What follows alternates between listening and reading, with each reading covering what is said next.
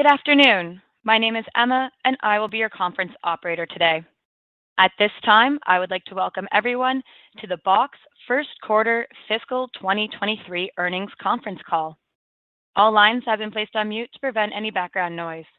After the speaker's remarks, there will be a question-and-answer session. If you would like to ask a question during this time, simply press star followed by the number 1 on your telephone keypad. If you would like to withdraw your question, again, press the star 1. Thank you. Cynthia Hiponia, you may begin your conference.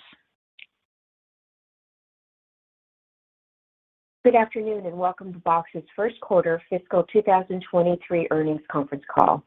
I am Cynthia Hiponia, Vice President of Investor Relations. On the call today, we have Aaron Levie, Box co-founder and CEO, and Dylan Smith, Box co-founder and CFO. Following our prepared remarks, we will take your questions. Today's call is being webcast and will also be available for replay on our investor relations website at box.com/investors. Our webcast will be audio only. However, supplemental slides are now available for download from our website. We'll also post the highlights of today's call on Twitter at the handle @BoxIncIR. On this call, we'll be making forward-looking statements including our Q2 and full year fiscal 2023 financial guidance, and our expectations regarding our financial performance for fiscal 2023 and future periods, including our free cash flow, gross margin, operating margins, operating leverage, future profitability, net retention rates, unrecognized revenue, remaining performance obligations, revenue and billing, and our expectations regarding the size of our market opportunity, our planned investments and growth strategies, our ability to achieve our long-term revenue and other operating model targets, the timing and market adoption of and benefits from our new products, pricing models, and partnerships, the impact of our acquisitions on future Box product offerings, the impact of COVID-19 pandemic on our business and operating results, and our capital allocation strategies, including M&A and potential repurchase of our common stock. These statements reflect our best judgment based on factors currently known to us, and actual events or results may differ materially. Please refer to our earnings press release filed today and the risk factors in documents we file with the Securities and Exchange Commission, including our most recent annual report on Form 10-K for information on risks and uncertainties that may cause actual results to differ materially from statements made on this earnings call. These forward-looking statements are being made as of today, May 25th, 2022, and we disclaim any obligation to update or revise them should they change or cease to be up to date. In addition, during today's call, we will discuss non-GAAP financial measures. These non-GAAP financial measures should be considered in addition to and not as a substitute for or in isolation from our GAAP results. You'll find additional disclosures regarding these non-GAAP measures, including reconciliations with comparable GAAP results in our earnings press release and in the related PowerPoint presentation, which can be found on the IR page of our website.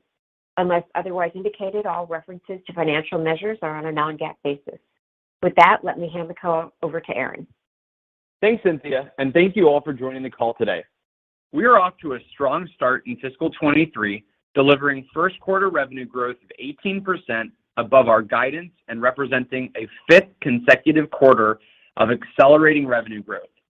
Our continuous focus on profitability resulted in non-GAAP operating margin of 21%, up 360 basis points from 17% a year ago. Because of this strong momentum, and even with the impact of FX, which Dylan will describe in more detail shortly, we are raising the midpoint of our revenue range and raising our operating margin guidance and EPS guidance for the full fiscal year. In Q1, we continued to execute on our product roadmap as we address a $74 billion market opportunity. We announced Box Canvas, our native virtual whiteboarding and visual collaboration solution, while also launching significant product enhancements with Box Sign, workflow with Box Relay, and security and compliance with Box Shield. We deepened integrations across several of our key technology partners, and we expanded our customer relationships while continuing to add new customer logos. The success of our platform strategy is shown in our strong customer metrics as customers are leveraging our Content Cloud platform to transform their businesses and power new ways of working. In the first quarter, our net retention rate was 111%, up from 103% in the prior year, driven by strong customer expansion rates. And for our large deals over $100,000, we had 60 new deals, and we had a 73% attach rate of suites, up from a 49% attach rate in Q1 of fiscal 22. We continue to see healthy attach rates in the US and EMEA with improvements of our attach rates in Japan. Our strong Q1 fiscal results and customer metrics underscore that our growth strategy is working and that we are aligned to the key trends that are driving the future of work. Companies today are dealing with a more and more distributed and hybrid workplace as they implement the digital transformation of their business processes and face increasing security challenges across their organization. Our Content Cloud addresses these trends by building out capabilities to power the full life cycle of content in a single platform. As we continue to double down on these product capabilities and investments, we will add more value to our customers and expand Box's TAM.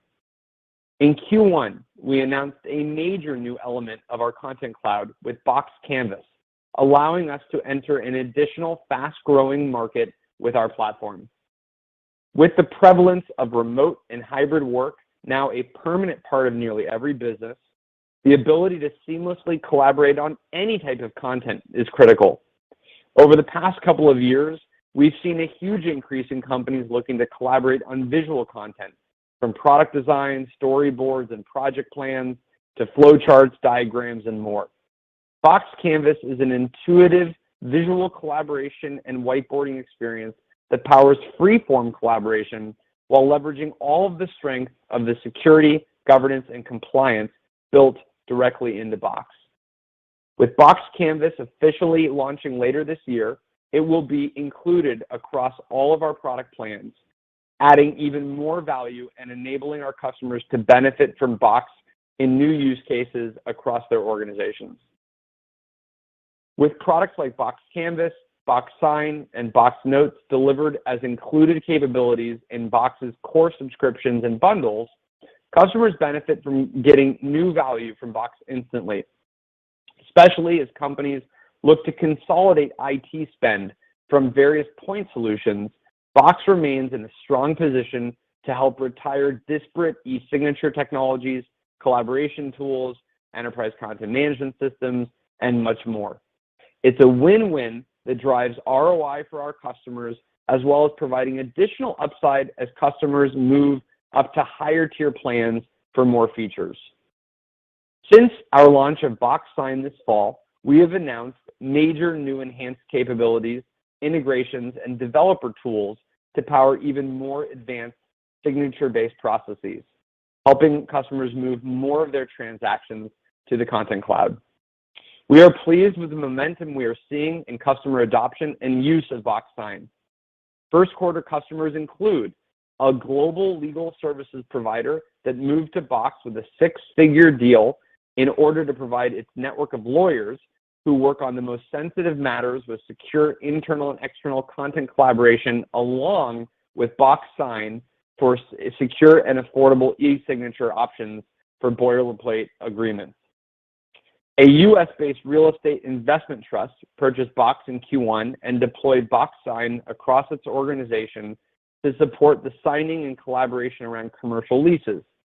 And finally, a global biopharma company who has been a Box customer since 2018 moved to Enterprise Plus in Q1 with plans to use Box Sign, which will be critical as the company continues to scale and they release new drugs to market. Box's security capabilities also remain a critical driver of why customers choose our Content Cloud. Data security, compliance, and privacy remain more important than ever. In Q1, we launched new capabilities for Box Shield, our advanced security solution for protecting content in the cloud, including the ability to apply malware deep scan to Microsoft Office files and adding automatic watermarking to classified documents. Throughout this year, we will continue to extend our leading security, compliance, and data governance capabilities. Finally, the ability to integrate deeply across the SaaS landscape is an integral part of our product strategy.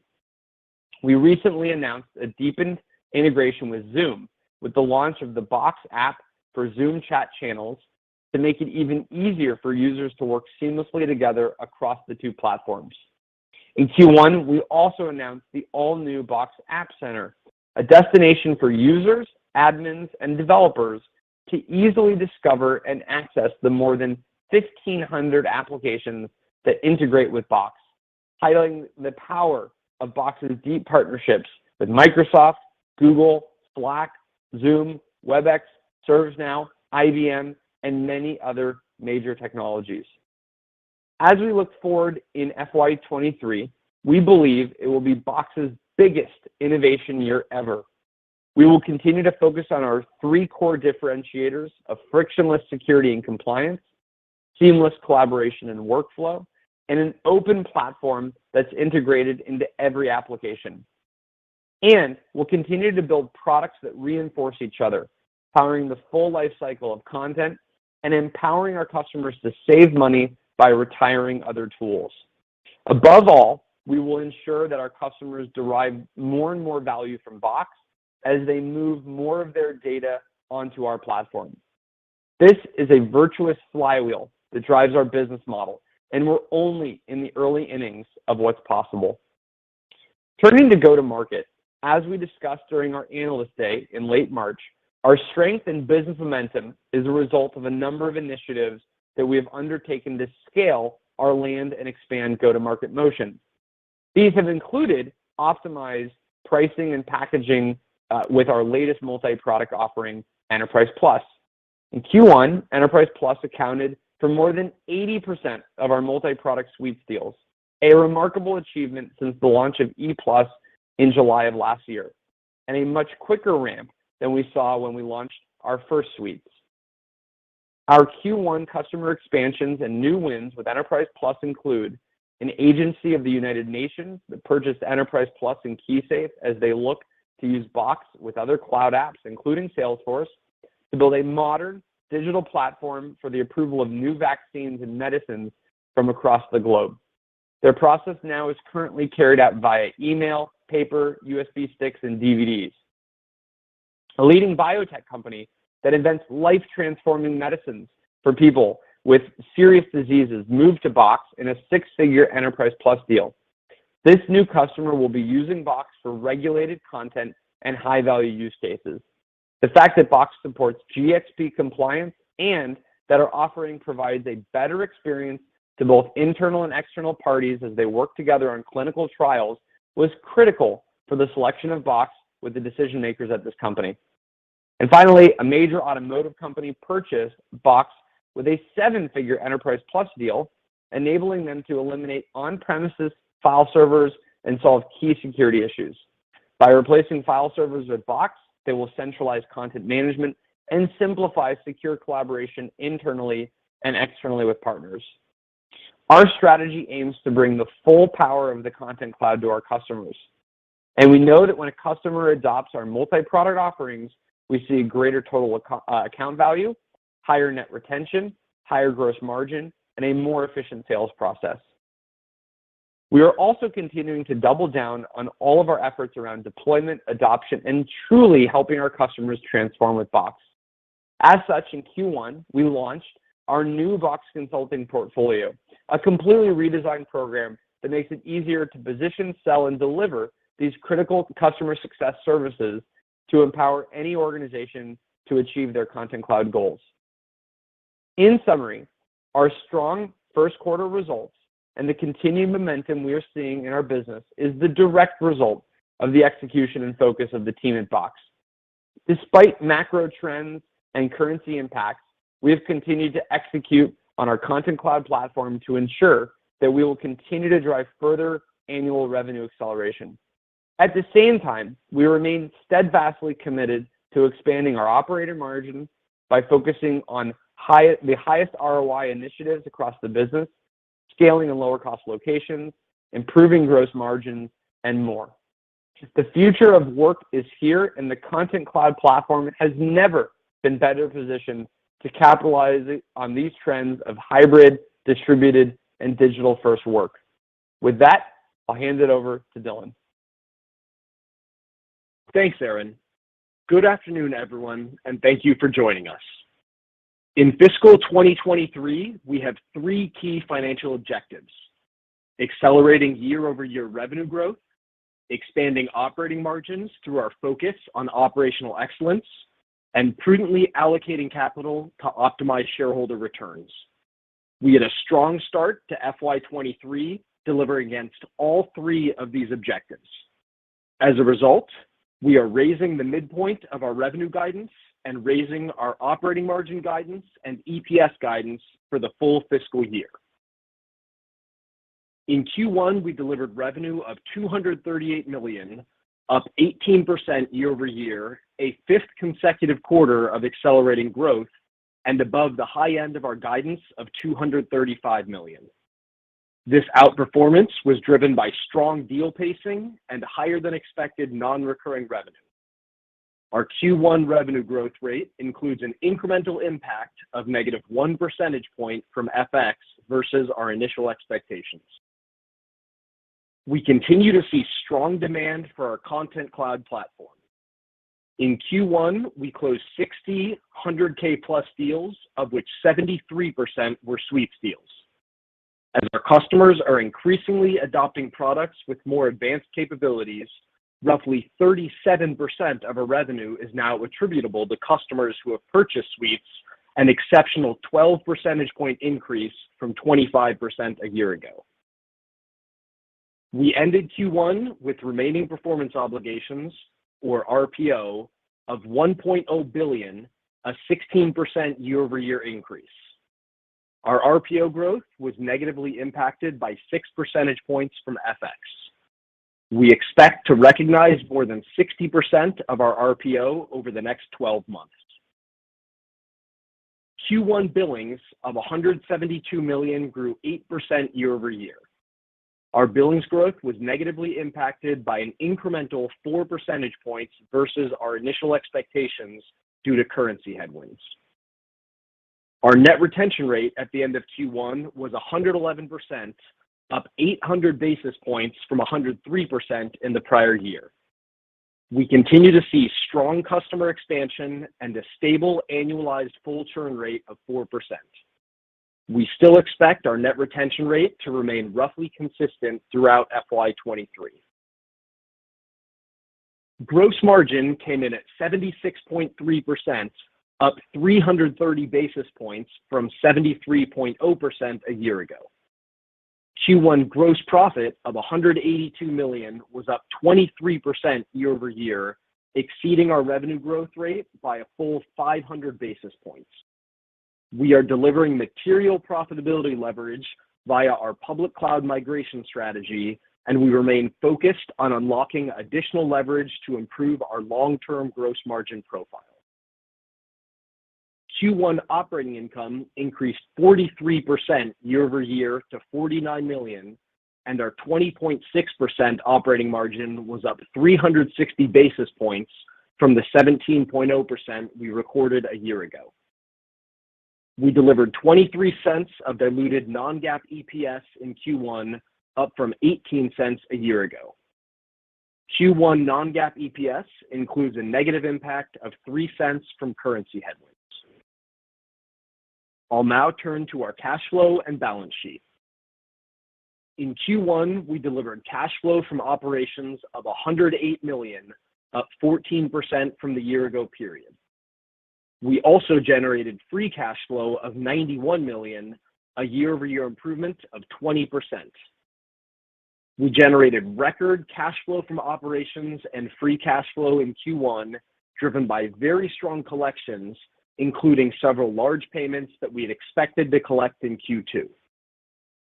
Capital lease payments, which we include in our free cash flow calculation, were $12 million, down from $13 million in Q1 of last year. For the full year of FY23, we continue to expect CapEx and capital lease payments combined to be roughly 5% of revenue in Q2 and roughly 5% of revenue for the full year of FY23, as compared to 6% of revenue last year. Let's now turn to our capital allocation strategy. We ended the quarter with $520 million in cash equivalents, restricted cash, and short-term investments. As we've been doing, we expect to use our strong balance sheet and our increasing free cash flow generation to execute a disciplined M&A strategy to enhance and accelerate our product roadmap while also generating shareholder returns via additional stock repurchases. In Q1, we repurchased 4.2 million shares for approximately $110 million.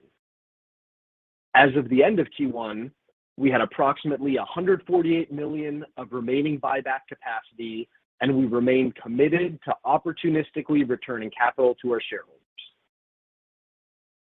With that, I would like to turn to our guidance for Q2 and fiscal 2023.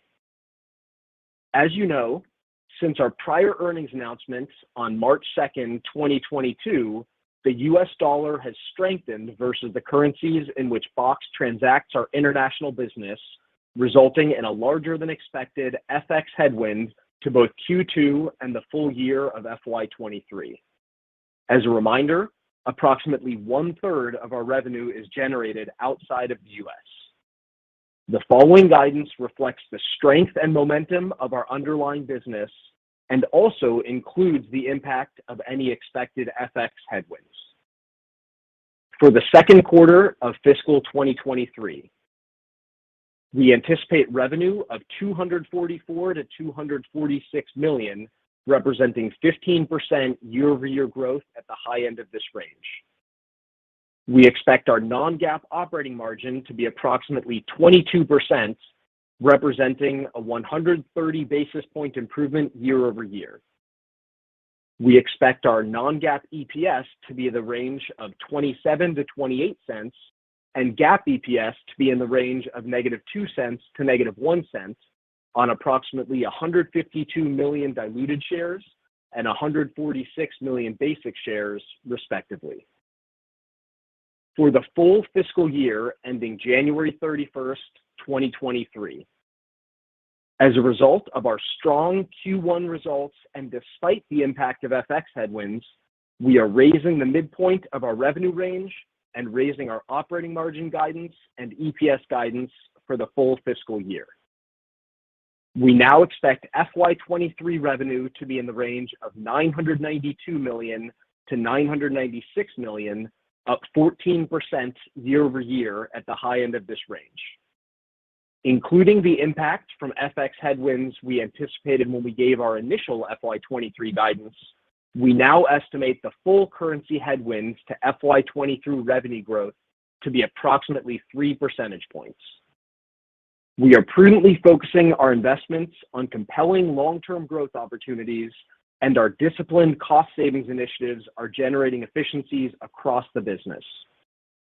As a result, we are raising our non-GAAP operating margin guidance to be approximately 22.5%, representing a 270 basis point improvement from last year's result of 19.8% and an improvement over our previous guidance of roughly 22%.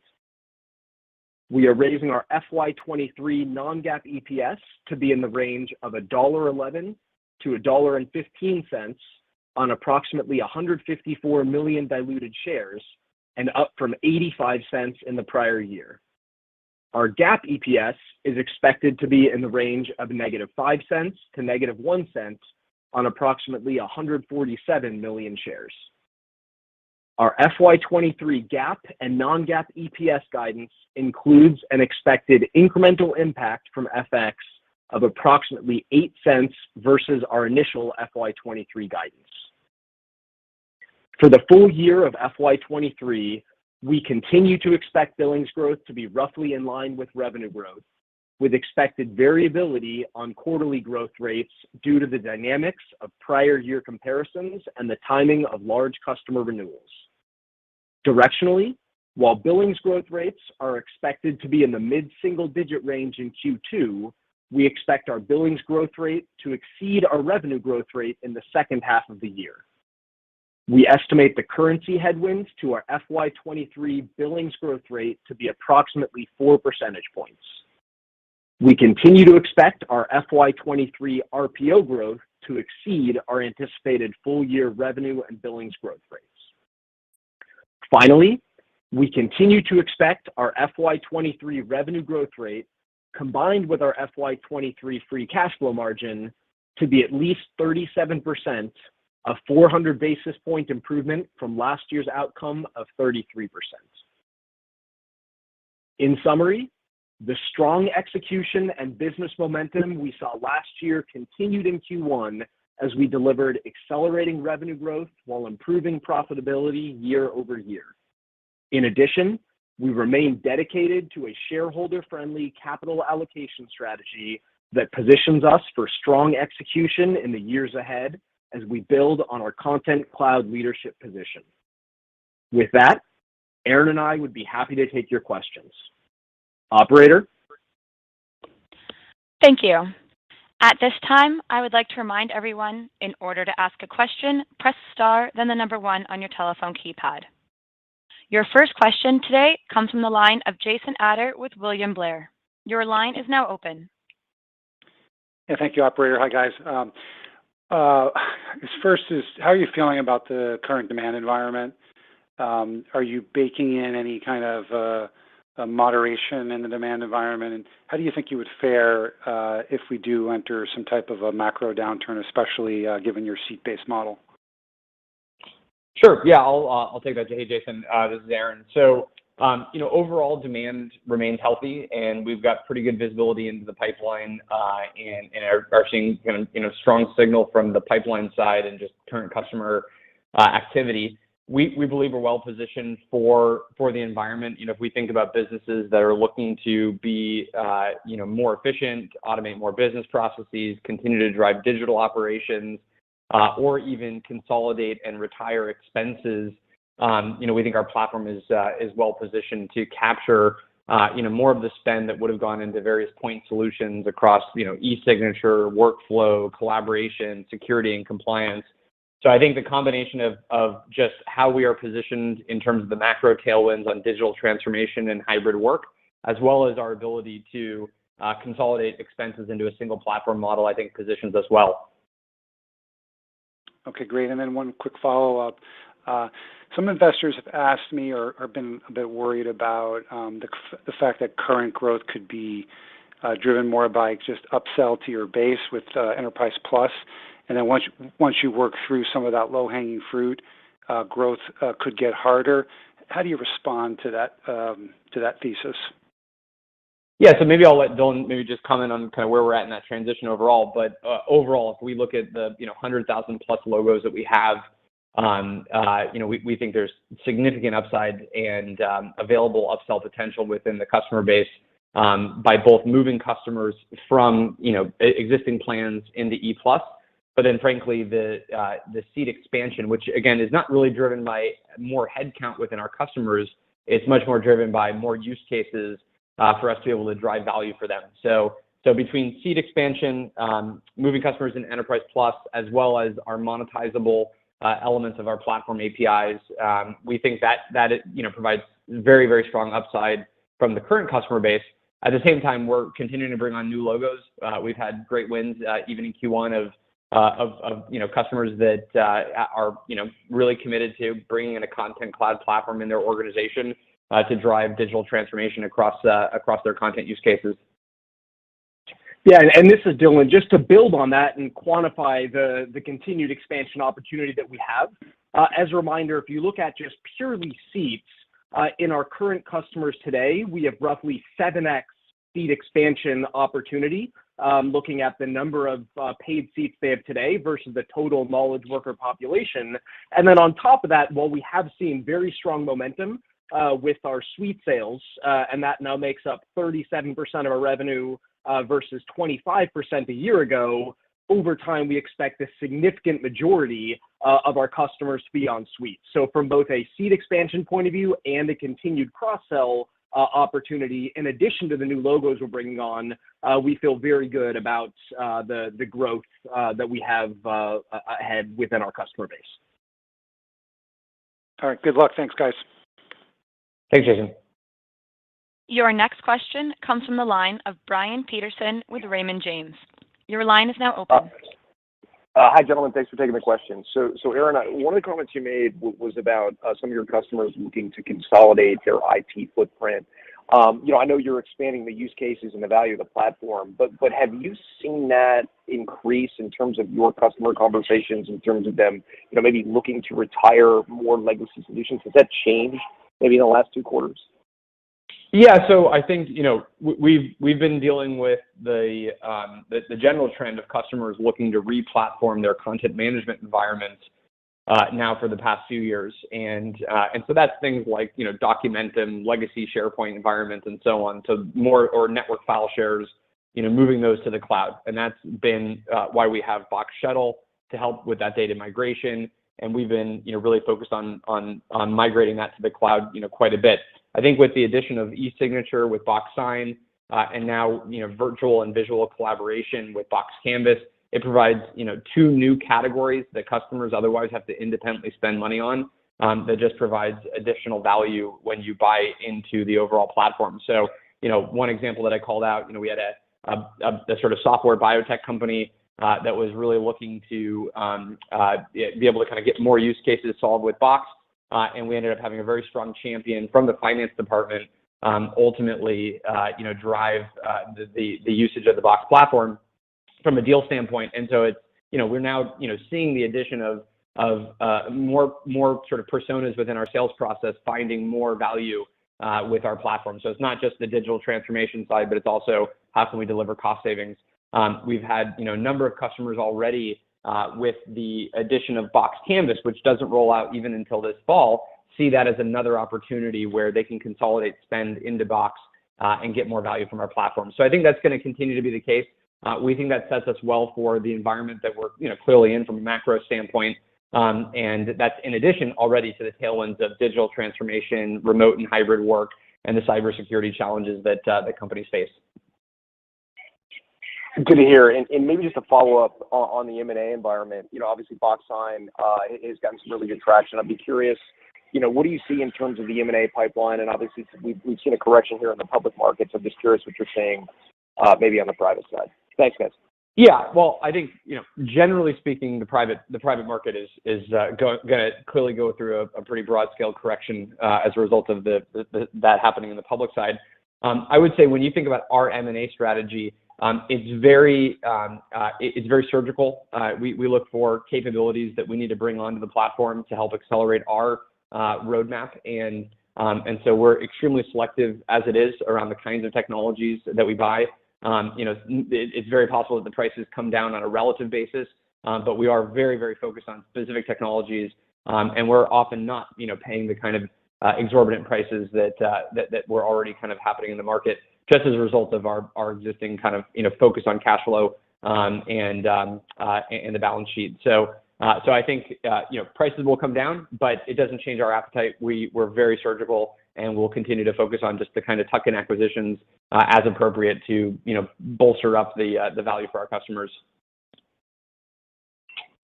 Thanks, Aaron. Your next question comes from the line of Ittai Kidron with Oppenheimer. Your line is now open. Hi, it's actually George Iwanyc. So following up on the value add that you're putting into the platform, could you give us some perspective on your pricing leverage at this point, either from less discounting perspective or your ability to maybe raise prices? Yeah, so I think philosophically, as and kind of I think all the folks on this call know, we have gone through a multi-year evolution where we had the single core platform of core Box, and then we had individual add-on products, and that led to some inefficiency in the sales motion. And we heard from customers, we think this is too slow to then adopt a lot of the value that you're building. So that we moved to suites, and then ultimately Enterprise Plus is that super suite. And so we think that the value proposition we're offering customers is you buy into our platform, and you're going to continue to get more and more innovation from us over time. So last year that was Box Sign. This year that's Box Canvas. It's a lot of innovation around workflow automation. It's a lot that we're doing on the security front. And then, over time, we're able to drive more seats into the platform as one vector of upsell. We're able to kind of command higher price per seat on a like-for-like basis due to your point, sort of less discounting. And we're able to monetize the API volume of many of these features for some of the more custom development applications. So we feel really comfortable with our multiple vectors of monetization. But philosophically right now, and in particular, given this macro environment, you will certainly, expect that we're in a mode of how do we create more value for our customers, make it more of a win-win. That's going to make sure that customers are stickier with the platform and leveraging us for more use cases. And, we think ultimately earn, quite a bit of goodwill. That being said, where we see opportunity where a customer maybe is sort of, not at the right price point relative to the value and what sort of list is that, we always kind of take that into consideration. But I think we're really, really satisfied with the pricing model right now. So, Dylan, I'll let you chime in if you'd like. No, I think that mostly covers it. The only thing I would add is the trends that we've been seeing recently and what we laid out at Analyst Day continue to play out in the business for the reasons Aaron mentioned, continuing to get more and more customers into suites, where over the past year we're able to increase our pricing by about 7% year on year, driven by the same trends that we continue to see in the business based on what our customers are using and the value they're increasingly getting from Box.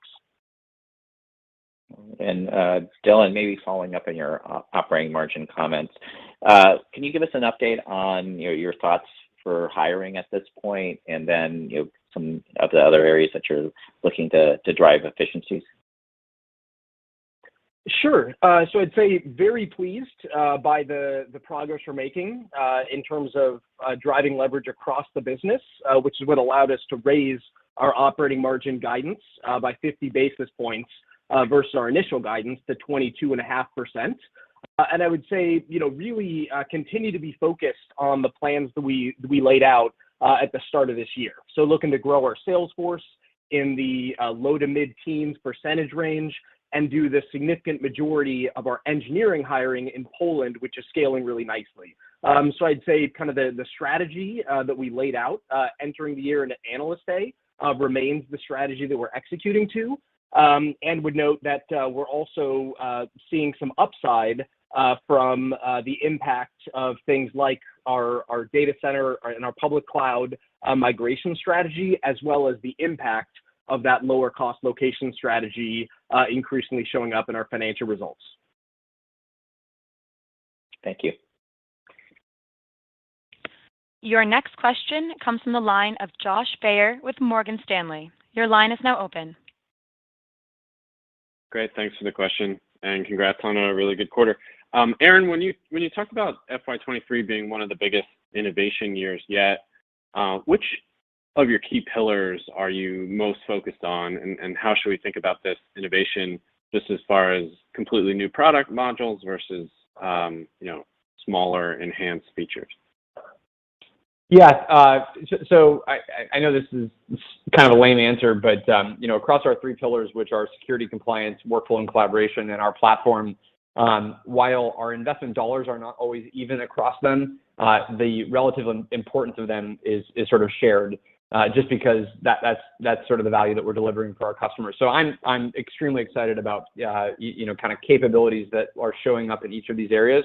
But when I said the biggest innovation year, it's because of just the sheer breadth of capabilities across those three pillars that you'll see from us. So significant advancements across Shield and governance for advanced data security, protection, and data privacy use cases that our customers are running into. So you'll see announcements throughout the year on that front.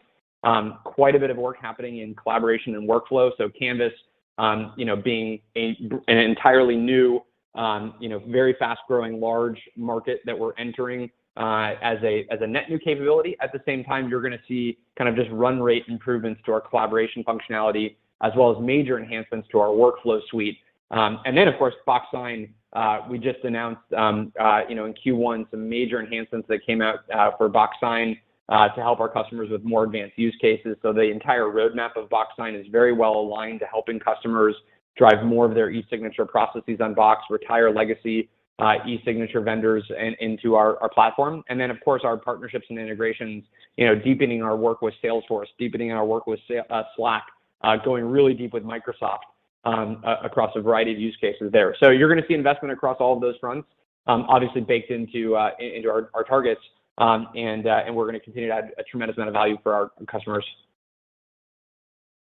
Thanks, Aaron. And Dylan, thank you for all the breakouts, especially the incremental FX since last guidance. One follow-up, just wondering if you broke out FX or constant currency for operating income impact, and then also just wanted to ask about the non-recurring revenue contribution in the quarter. Thank you. Sure. So on the operating margin front, pretty similar trends to what we had called out on the EPS side. So for Q1, FX had a roughly 1 percentage point impact to operating margin.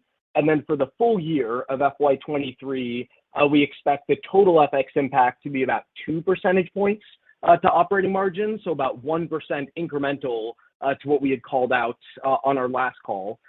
And then from a non-recurring revenue point of view, really just saw a lot of execution milestones completed from our Box Consulting business.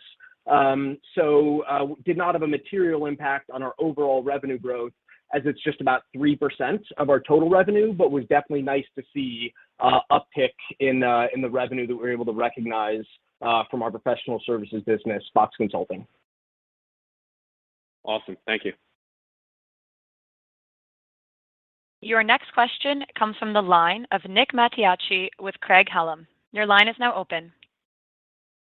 Hi, this is Nick on for Chad Bennett. Thanks for taking our questions. Maybe if you could just speak to what you're seeing recently in the SMB market, and if your thoughts for growth going forward at the lower end of the market have changed at all from a quarter ago. Yeah, so we saw very strong results in Q1, and the team drove fantastic momentum in the SMB and kind of commercial segment broadly.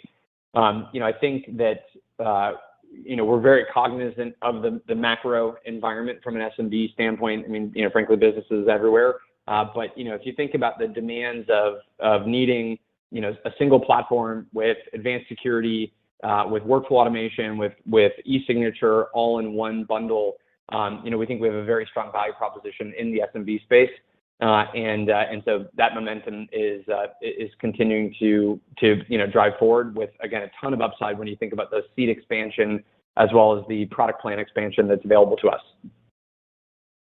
Got it. And then Dylan, if you could just help me reconcile the 9-point FX headwind to billings in the quarter in comparison to the 4-point impact in the full year guide. Sure. So first would note that we wanted to clarify the difference between the total FX impact in Q1, that was 9 points, versus an incremental impact in Q1 versus our initial expectations, which was 4 points. And what I'd say is the reason that you see more of an impact in Q1 versus what we expect to see for the full year of roughly a 4-point impact due to FX is because that is impacted also by the impact of how FX drives a revaluation of deferred revenue on our balance sheet. So because we did see a pretty material movement in currency exchange rates in Q1, that had an outsized impact on our deferred revenue balances and therefore calculated billings in the first quarter. Makes sense. Thank you. Your next question comes from the line of Rishi Jaluria with RBC. Your line is now open. Hey, Aaron and Dylan. Thanks so much for taking my questions. I want to start off by talking about Box Canvas. It seems like a nice little introduction to land full platform, so good value there. But maybe can you walk us through your strategy and monetization and opportunity there? Just kind of given that you have a lot of other players also getting into this space, including some larger, Microsoft, Zoom, Cisco, right, coming out with features on this, not to mention some standalone point solutions. So maybe help us understand, is this going to be more analogous to like your strategy with Box Sign? Is there a different monetization strategy? And then I've got a follow-up. Yeah, sure. So I think the way that we sort of think about it, I mean, we're very, very cognizant of the broader competitive landscape and understanding kind of where our products fit relative to different players. That being said, we sort of think about a slight inverted way of the market, which is, we're trying to build an end-to-end content cloud, and we ask ourselves, what do enterprises want to do with their content? And we do a tremendous amount of market research on trying to figure out what are enterprises looking to do in terms of collaboration and workflow and business process and e-signature.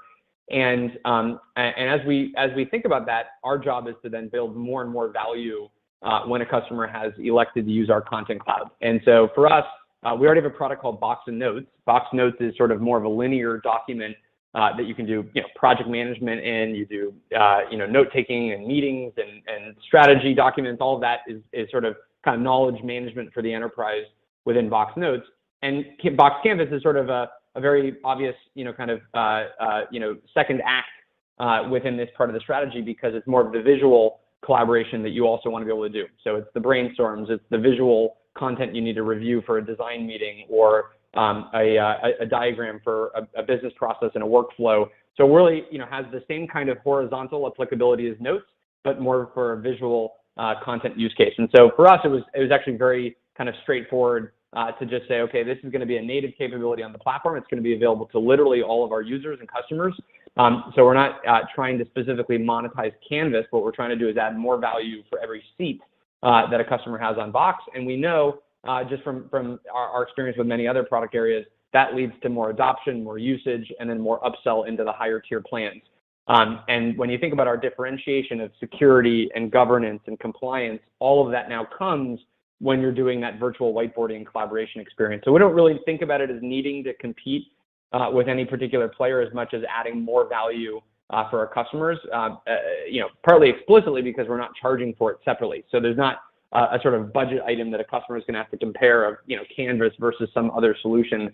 It's just more value when you do more of your work within the Box platform. So does that answer the question? Yes, absolutely. That's super helpful. And then just as a follow-up, I wanted to ask about stock comp. So stock comp, still I think relatively high at about 20% of revenue, and I know there's puts and takes on that metric. But just maybe philosophically, can you help us understand how you're thinking about stock comp going forward and kind of the mix of options, RSUs versus cash? I know your stock's obviously held up significantly better than most of your SaaS peers. Your stock's not down 90% off the peak. So you're in a very enviable situation from that standpoint. But maybe just help us philosophically how we should be thinking about SBC and kind of that mix going forward. Thank you. Sure. So I'd say that we do expect stock-based comp to trend down as a percentage of revenue pretty steadily in the coming years. The leading indicator of that is the equity burn rate, which did come down even over the past year by a little more than a percentage point. And so while the philosophy of cash versus equity is pretty consistent with what we've done in the past, would say that the overall more metered hiring growth and our focus on scaling in lower cost locations are some of the drivers of what allows us to show that leverage. At the same time, as we've talked about in the past, very focused on returning capital to our shareholders through our ongoing share repurchase plans, which allow us to largely offset any dilution that we see from equity compensation. Yeah, I think just to build on that, this is something we take incredibly seriously, and I think you'll see us be very strong on, especially kind of relative to the software landscape. So we're super happy about kind of our focus on this. Perfect. Really helpful. Thank you so much, guys. There are no further questions at this time. Ms. Cynthia Hiponia, I turn the call back over to you. Great. Thank you, Emma. Thank you, everyone, for joining us here today, and we look forward to updating you again on our next earnings call. This concludes today's conference call. Thank you for attending. You may now disconnect.